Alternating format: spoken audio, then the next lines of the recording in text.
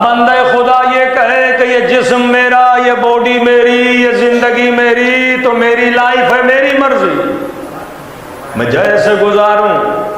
آپ کون ہوتے ہو روکنے والے؟ مولوی کون ہوتا ہے ٹوکنے والا؟ یہ کون ہوتا ہے مجھے بتانے والا؟ تو 5 منٹ کے لیے سوچو، جسم تیرا تب ہے جب تو نے اسے بنایا۔ کسی کو اگر تو نے اپنے جسم کو بنایا ہے تو 1 منٹ کے لیے اپنے دل کی دھڑکن کو روک کے دیکھا۔ یہ دل کی دھڑکن بتاتی ہے یہ جسم تیرے کنٹرول میں نہیں ہے۔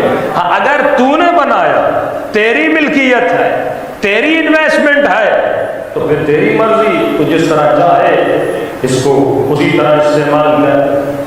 لیکن اگر کسی اور نے اس جسم کو بنایا ہے تو وہ اس جسم کی بہتری تجھ سے زیادہ جانتا ہے۔ اسی لیے اللہ نے مستحبات، مکروہات، دیکھیے دین زندگی میں ایک تعادل کو پیدا کرے، کیونکہ جب آپ کو اپنی لائف کا مقصد پتہ چلتا ہے نا تو زندگی میں کیا آتا ہے؟ سکون آتا ہے۔ اور شہوانی حیوانی زندگی گزارنے سے انسان کی زندگی بے چین ہو جاتی ہے۔ مثلا ایک خاتون بد حجاب ہو کے چلے، وہ سمجھ رہی ہے کہ زندگی میں سکون ہے۔ ایک خاتون محجبہ ہو کے چلے، یہ ایک ڈاکومنٹری تھی کسی نے بنائی تھی کسی روڈ پہ، ایک خاتون کو بالکل بد لباس پہنا کے، نیم برہنہ لباس پہنا کے یورپ کی کسی اسٹریٹ پہ چلایا گیا۔ جب وہ اس روڈ پہ چلنے لگی، دیکھیے الہی احکام اور قوانین کو پریکٹیکلی کر کے لوگوں کو بتائیں۔ جب جوان دیکھے گا، جب یہ بچی دیکھے گی، آج وہ زمانہ چلا گیا کہ ہم دین کو زبردستی لوگوں پہ امپلیمنٹ کریں۔ آپ عقل، لاجک اور اس کے اثرات بھی لوگوں کو بتائیں، اس سے دین کی کرامت کا پتہ چلتا ہے۔ جب تک کرامت دینی کو نہیں سمجھیں گے تب تک زندگی میں بدلاؤ نہیں آئے گا۔ تو یہ خاتون نیم برہنہ لباس پہن کے چلی۔ اب جب یہ چلنے لگی، اس روڈ پہ مثلا 300-250 مرد حضرات جو تھے، ہر مرد نے اس خاتون کو بری نگاہ سے دیکھنا شروع کیا۔ کئی لوگوں نے اشارے کیے، کئی لوگوں نے نمبر دینے کی کوشش کی، کئی لوگوں نے ان کے ساتھ فزیکل بدتمیزی کرنے کی کوشش کی۔ اب یہ ایک سینریو تھا جو اسلامی احکامات کے خلاف تھا۔ پھر اسی خاتون کو حجاب کرا کے اسی روڈ سے انہی مردوں کے بیچ سے گزارا، تو وہ خود انگریز پریشان تھا، نہ ایک مرد نے اسے دیکھا، نہ ایک مرد نے اسے چھیڑا، نہ کسی نے اس کے ساتھ فزیکل ہونے کی کوشش کی۔ اس کو خود کہنے لگے آج ہمیں سمجھ آیا کہ اسلام عورت کو بچانا چاہتا ہے۔ اکثر گناہ یا خواتین کے ساتھ مسائل کہاں ہوتے ہیں؟ جہاں پہ وہ خود کو معرض گناہ میں ڈالتی ہیں نا۔ کئی آج کل یہ نعرہ مارتے ہیں مولانا حیا تو دل میں ہوتا ہے، ذہن پاک ہونا چاہیے، دل پاک ہونا چاہیے۔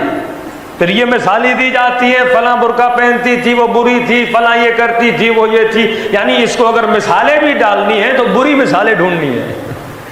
اس کو کوئی جناب سیدہ نظر نہیں آتی، اسے بی بی زینب نظر نہیں آتی، اسے شہید باقر صدر کی بہن نظر نہیں آتی، پاک و پاکیزہ خواتین بی بی معصومہ قم نظر نہیں آتی۔ کہ اچھائیوں کے لیے معیار ڈھونڈو تو اچھا معیار ڈھونڈو نا۔ کسی مومن کو میں نے کہا بھائی داڑھی رکھو گا، مولانا داڑھی والوں نے کون سا تیر مار دیا ہے، ہم داڑھی رکھیں؟ بھائی انہوں نے نہیں مارا، تو مار دے، یا بغیر داڑھی والوں نے کون سا تیر مارا ہے؟ کبھی بھی معاشرے میں سمبل وہ نہیں ڈھونڈا کرتے جو برے ہیں۔ کہ حضرت علی کی داڑھی نہیں تھی، کہ امام خمینی کی داڑھی نہیں تھی، کہ سبط جعفر کی داڑھی نہیں تھی، آپ کو صرف برے کردار کی نظر آتے ہیں۔ اسلام ظاہری حلیے پہ بات نہیں کرتا، اسلام نام ہے اطاعت خدا کا۔ اب تو اطاعت خدا کر، اگلا بندہ ہو سکتا ہے مسجد میں بھی زنا کرے، مدرسے میں بھی زنا کرے۔ اس کا مطلب یہ نہیں سارے مدرسے برے ہیں، اس کا مطلب یہ نہیں ساری مسجدیں بری ہیں۔ پھر تمہاری سوچ میں اور اس کی سوچ میں کیا فرق ہوا جو کہے کہ علی کی شہادت مسجد میں ہوئی، آج کے بعد ہم مسجد میں نماز پڑھنے نہیں جائیں گے؟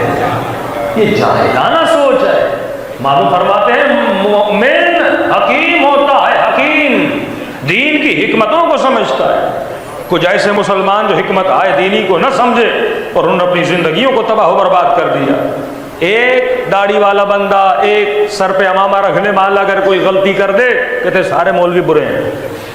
ایک نمازی مثلا مولانا میں نے بیٹی دی اور آپ نے مجلس پڑھی بیٹیاں متقیوں کو دینی ہے، میں نے ایک نمازی کو بیٹی دی، اس نے اتنا میری بیٹی کو مارا اور تنگ کیا اور آج میری بیٹی کی طلاق ہو گئی، یہ سارے نمازی ایسے ہوتے ہیں ویسے ہوتے ہیں۔ میں نے کہا تم نے فلسفہ تقویٰ نہیں سمجھا۔ تقویٰ کا مطلب یہ نہیں کہ یہ دیکھو نماز پڑھتا ہے کہ نہیں پڑھتا، میں نے کہا نماز تو شبر بھی پڑھتا تھا، نماز تو ابن سعد بھی پڑھتا تھا۔ تقویٰ کا مطلب ہے خوف خدا، تقویٰ کا مطلب ہے کسی کا مال نہ کھائے، تقویٰ کا مطلب یہ ہے حضور خدا، تقویٰ کا مطلب یہ ہے کہ 24 گھنٹہ اللہ کے حضور کو محسوس کرے۔ کثرت نماز تقویٰ کا نام نہیں، کثرت عبادت تقویٰ کا نام نہیں۔ اب ہمیں کیا پتا وہ نماز کثرت سے کیوں پڑھ رہا ہے؟ تم یہ دیکھو صرف واجبات کو ادا کر رہا ہے، عادتاً کر رہا ہے یا عبادتاً کر رہا ہے؟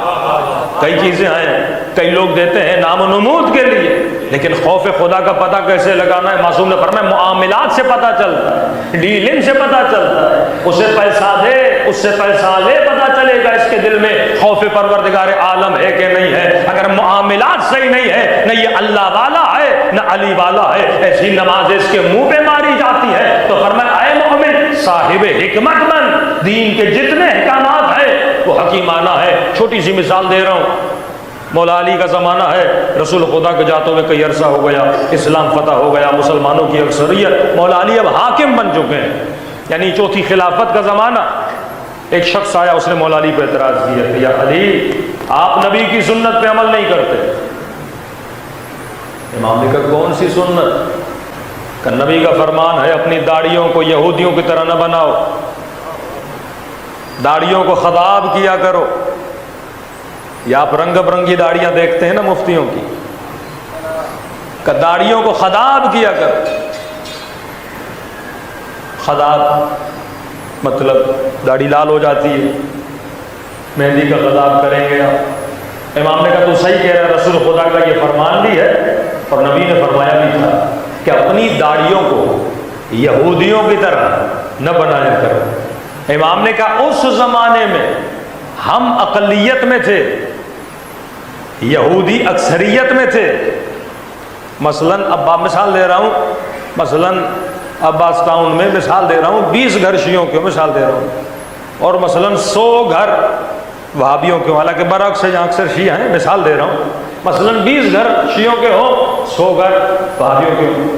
تو مثلا ایک وہابی دشمن اہل بیت کا جو حلیہ ہوتا ہے، کوئی آپ کو بولے یار اپنا حلیہ وہابیوں جیسا نہیں بنانا، ہم ہیں ہی 20 اور تمہارا بچہ ایسا حلیہ بنا کے نکلے دنیا سمجھتی مثلا وہ بھی وہابی ہے، تو اپنا حلیہ ان سے مختلف رکھا کرو۔ تو جب اکثریت ہوتی ہے نا، مثلا آپ یورپ چلے جاتے ہو، آپ کسی ایسی سوسائٹی میں چلے جاتے ہو تو انگریز سوسائٹی ہے، اب ان انگریزوں کا ایک خاص حلیہ ہے، آپ ہو اقلیت میں، تو ہمیشہ اقلیت کو اکثریت کو کاپی نہیں کرنا چاہیے، اپنی خاص شناخت بنایا کرو۔ تو وہاں پہ یہودی زیادہ تھے، جب یہودی زیادہ تھے، یہودی بڑی بڑی داڑیاں رکھتے تھے، سفید داڑیاں تھی۔ اب مسلمانوں نے بھی داڑیاں رکھنا جب شروع کر دی سنت نبی کے مطابق، اور ان کی بڑی بڑی داڑیاں، جب چلتے تھے تو پتہ نہیں لگتا تھا کون سی داڑھی محمد والی ہے اور کون سی داڑھی کسی یہودی والی ہے۔ تو رسول نے کہا خضاب کرو تاکہ پتہ چلے، اور دوسرا تم اقلیت میں ہو، تھوڑے جوان بھی لگو گے۔ تو امام نے فرمایا آج مسلم معاشرے نے یہودیوں کو ہضم کر لیا ہے، آج کوئی یہودی ہے ہی نہیں، آج ہم سارے مسلمان ہیں۔ تو آج اگر میں جیسا رکھوں گا ویسا اسلام کی شناخت ہوگی، کیونکہ ہم اکثریت میں، اب ہم پہچان بناتے ہیں، یہودی پہچان نہیں بناتا۔ تو امام فرماتے ہیں حکم دیکھا جاتا ہے، سنت کس حکم کے مطابق تھی، کون سا زمانہ تھا، آج کون سا یہودی ہے۔ آج جیسی داڑھی علی رکھے گا ویسی داڑھی مسلمان کے لیے سنت بن جائے گا، دین کی حکمت ہے۔ اب بعض مسلمان آپ دیکھتے ہیں وہی پرانے کوئی بڑی بڑی زلفیں رکھنی ہیں، رسول خدا کی بڑی زلفیں تھیں، اور ہمارے بعض شیعہ کہتے ہیں کانوں میں بالیاں پہننی ہیں، مولا علی نے بالیاں، بھائی زمانہ دیکھا جاتا ہے، بالفرض بھی اگر بالی پہنی تھی وہ زمانہ کون سا تھا؟ ہو سکتا ہے پورے مکے میں سارے مرد بالیاں پہنتے ہوں، لیکن آج زمانے میں بالیاں کون پہنتا ہے یا کون پہنتی ہیں؟ ہر زمانے میں ایک چیز کسی کے لیے نشانی ہوتی، تمہیں عرف عام کو دیکھنا پڑتا ہے کہ متدینین متقین کے عرف میں کون سی چیز اچھی ہے۔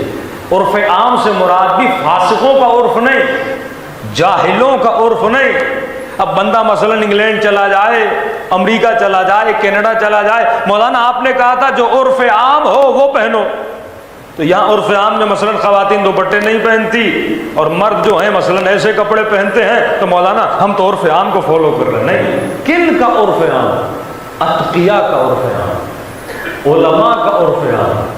مثلا آپ آج امام زمانہ تو ہمیں نظر نہیں آ رہے، پردے غیب میں ہے، آج ہمیں کن کا عرف دیکھنا ہوگا؟ مراجع کا، علماء کا، زہاد کا۔ کہ بھائی کوئی مرجع ہے جس نے بڑی بڑی زلفیں رکھی ہوں، مثال دے رہا ہوں، کوئی نہیں رکھتا۔ کوئی ہے جس نے کان میں مثلا کچھ پہنا ہو، کوئی نہیں پہنتا۔ تو عرف عام کو دیکھنا وہ آپ کے لیے کیا بنتا ہے؟ حجت بنتا ہے۔ امام علی کے زمانے میں عرف عام کچھ اور تھا، زمانہ بدلتا گیا۔ مولا امام حسن مجتبی علیہ الصلوۃ والسلام، مولا کی شان پہ صلوات پڑھیں۔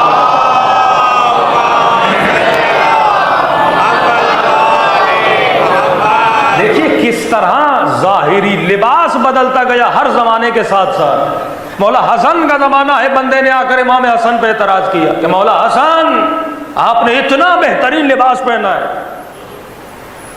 نرم لباس۔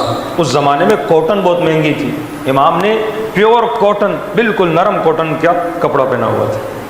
تو کہا مولا حسن آپ نے اتنا نرم کپڑا پہنا ہے، آپ کے بابا علی جو لباس پہنتے تھے اس پہ چتیاں تھیں، مجھے دیکھیے میں آپ کی بابا کی سنت پہ عمل کر رہا ہوں، میری جوتیاں پھٹی ہوئی، میرے کپڑے پھٹے ہوئے، میں وہی خشک روٹی کھاتا ہوں جو آپ کے بابا کھاتے تھے۔ امام نے فرمایا یہی تو تجھ میں اور ہم میں فرق ہے، لکیر کے فقیر نہ بنو، حکم اہل بیت کے فلسفے کو سمجھا کرو۔ امام نے فرمایا جس زمانے میں میرے بابا رہتے تھے وہ فقیروں کا زمانہ تھا، نیا نیا اسلام آیا تھا، ہر صحابی کے پاس دو دو جوڑے ہوتے تھے، رہنے کے لیے گھر نہیں تھا، ایک صحابی نے اپنا نچلا طبقہ دوسرے صحابی کو دیا، نبی نے صیغہ اخوت پڑھوایا کہ تم ایک دوسرے کے بھائی ہو، گھر شیئر کرو، کپڑے شیئر کرو، مال شیئر کرو، پیسہ شیئر کرو۔ مسلمان کھانے کے لیے حلال تھے، اس زمانے میں میرے بابا کاٹن کے کپڑے پہنتے۔ حکم ہے کہ جس معاشرے میں رہتے ہو ویسا لباس پہنا کرو۔ دوسری بات، میرے بابا حکومت پر آئے اور حاکم پر لازم ہے کہ وہ لباس پہنے جو اس کی رعایا میں سے سب سے غریب پہنا کرتے ہیں۔ کل کے دن قیامت میں کوئی فقیر اللہ کو یہ نہ بولتا کہ علی نے مجھ سے بہتر لباس پہنا تھا۔ علی حاکم وقت ہے، حاکم پر لازم ہے رعایا محسوس کرے کہ یہ بھی مجھ جیسے کپڑے پہنتا ہے، یہ بھی مجھ جیسا کھانا کھاتا ہے، اس کی زندگی کا رہن سہن بھی مجھ جیسا ہے، اسے حق نہیں وہ پرتعیش بنگلوں میں رہے، پرتعیش لباس پہنے۔ امام نے فرمایا میرے زمانے میں مسلمانوں کے مالی حالات بڑے بہتر ہیں، لوگوں کا جو طبقہ ہے غربت ختم ہو چکی ہے، جو میں لباس پہنتا ہوں وہ معاشرے کا متوسط طبقہ بھی پہنتا ہے، میں نے اس سے بہتر لباس نہیں پہنا۔ چلے جا محلے میں کتنے لوگوں کو دیکھو گے جنہوں نے مجھ جیسا لباس پہنا ہوا ہے۔ تو امام نے فرمایا دین ہم سے پوچھا کرو، ہمیں دین سکھایا نہ کرو۔ اسی طرح امام رضا علیہ الصلوۃ والسلام کے پاس ایک صوفی آیا، عربی میں صوف کہتے ہیں ریچھ کی کھال کو، جیسے آج بھی انگریز کھال اتار کے اس سے کپڑے وپڑے بناتے ہیں نا، تو صوف سے اس کی کھال سے لباس بنتا تھا، لباس بڑا گرم ہوتا تھا۔ امام کے پاس آیا اور کہنے لگا مولا دیکھیے میں حقیقی علی کی سنت پہ عمل کرنے والا ہوں، میں نے وہ سخت لباس پہنا ہے، آپ نے بہترین لباس پہنا۔ امام نے اسے بھی وہاں پہ امام نے صوفیوں کی کیا کی ہے؟ مذمت کی ہے کہ صوفیوں میں درایت نہیں ہے، حکمت نہیں ہے۔ اللہ کہتا ہے متقی بنو، یہ شادیاں نہیں کرتے، اللہ کہتا ہے وَمَا خَلَقْتُ الْجِنَّ وَالْإِنسَ إِلَّا لِيَعْبُدُونَ، میں نے خلق کیا انسان تاکہ عبادت کرے۔ سب سے بڑی غلطی جو ہم یہ کرتے ہیں، ہم لفظ کے تقابل میں، مثلا میں بولتا ہوں لفظ عبادت، آپ کے ذہن میں کیا آتا ہے جب عبادت بولتا ہوں؟ فوراً آتا ہے نماز، حج، روزہ، زکوٰۃ۔ حالانکہ یہ سب سے غلط تصور ہے۔ عبادت کا مطلب نماز نہیں ہے، عبادت کا مطلب روزہ نہیں ہے۔ اگر مطلب نماز اور روزہ ہوتا تو یہ دشمنان اہل بیت بھی کرتے تھے۔ خوارج تہجد گزار تھے، ماتھوں پہ سجدوں کے نشان تھے۔ وہ شخص کہتا ہے میں نے بڑے عالم تعجب میں اپنی جان بچا بچا کر میں درخت کے اوپر چڑھ گیا کہ اگر ان کی نگاہ میرے اوپر پڑی ہے میرا سر قلم کر دیں گے۔ تو میں دیکھ رہا تھا درخت کے اوپر ایک خاتون کے پیٹ میں بچہ تھا۔ انہوں نے اس سے پوچھا کس کی ماننے والی ہو؟ کہ علی کی ماننے والی ہوں۔ کہ میری نگاہوں کے سامنے زندہ زندہ اس کی شکم کو چاک کیا، اس کی شکم سے بچہ نکالا۔ خاتون تو وہیں مر گئی، اس کے بچے کو، نومولود بچے کو بھی انہوں نے کیا کیا؟ وہیں پہ قتل کیا۔ کہ یہ ظلم کا عالم تھا۔ اور اسی موقع پہ ہاتھ دھو کے کہا الصلاۃ، نماز تہجد کا وقت ہے۔ کہ تہجد میں وہ گریا، وہ رقت کہ تصور سے باہر تھی۔ انہوں نے صبح کی نماز پڑھی، پھر ایک بندہ کھجوریں لے کر آیا۔ کہا یہ ہمیں کسی کو لوٹا ہے، غنیمت میں کھجوریں ملی ہیں۔ کہ بیٹھو عدالت کے ساتھ تقسیم کرتے ہیں۔ کہ ایک ایک کر کے کھجوریں تقسیم کی، آخر میں 2 بندے تھے، ایک کھجور رہ گئی۔ کہ اب اسے کھجور کا کیا کریں؟ کہ اتنی ظرافت کے ساتھ اس ایک کھجور کے 2 ٹکڑے کیے۔ کہ یہ ایک تیرا، یہ ایک میرا۔ یہ تھی خوارج کی عدالت، لیکن حکمت نہیں تھی، تعقل نہیں تھا۔ صرف دیندار بننا ضروری نہیں ہے، دینداری میں جب تک عقلانیت نہیں ہے دینداری کا کوئی فائدہ نہیں۔